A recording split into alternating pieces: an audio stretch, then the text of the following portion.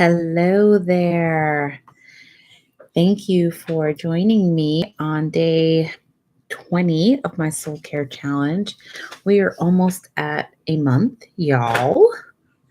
Um, and I apologize for this bonnet situation. I literally, this is the time that I've been able to get this in, and I'm trying to do a little better.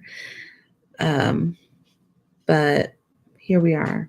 And I wanted to. So today's soul care challenge, activity is actually. I don't know if you guys are familiar with kombucha or if you've ever had kombucha.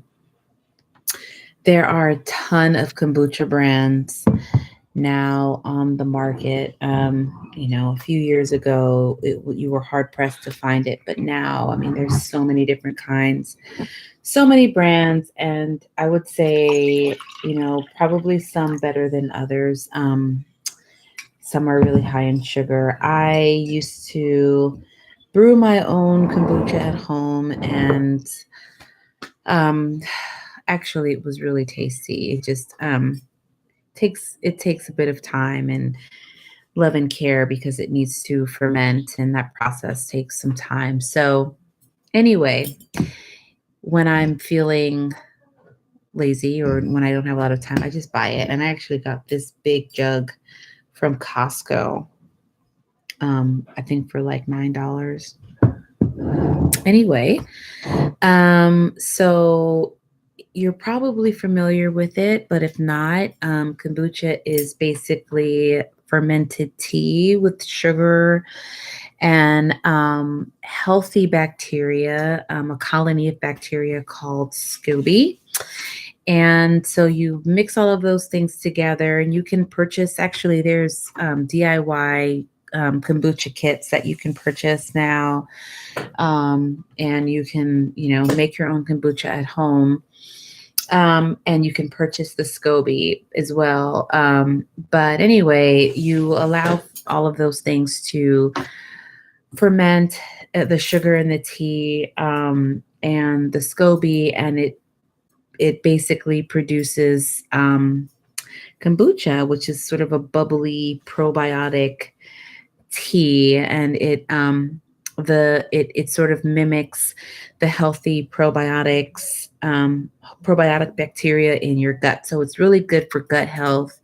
It's great for there's been a connection to if you use a green based tea for weight loss, liver health, good liver health. It's been connected to positive mental health if you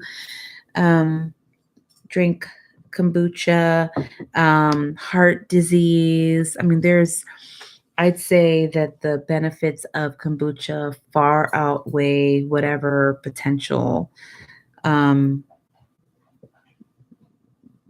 bad things could happen. And I think mainly if you're brewing at home, you'd have to be careful for contamination because you are dealing with live bacteria. So, obviously, good bacteria can grow and bad bacteria can grow.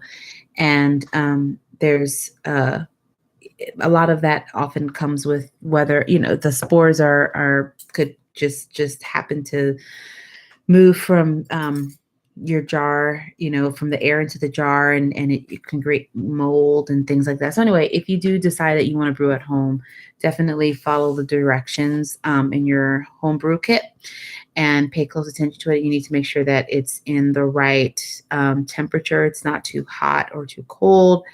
And that it's in a dark, preferably dark place. So there are a number of things that come along with that. But anyway, kombucha is really good for you. And often I would infuse, maybe if I wanted to have sort of an added flavor to it, I would put blackberries in there, or I think I did strawberry, so that you can put fruit in there as well if you're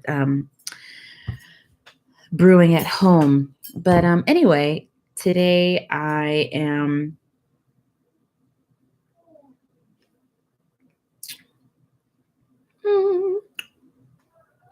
drinking my kombucha. And I again encourage you. I will say that it's an acquired taste, but I think after a while, it's like, you get used to it and it's really good for you. And above all, it's easy to find and purchase and super easy to make on your own. So you can save money that way in the long run. So, anyway, this is my self care activity for the day. Again, I picked this big Grogler. Is it Grogler? That's what you call it. I don't know what things are called. These things. Anyway, I picked up a big one of these jars from Costco, and it's definitely worth incorporating into your daily practice. So thank you for joining me, and I will see you tomorrow on day 21 of our Soul Care Challenge.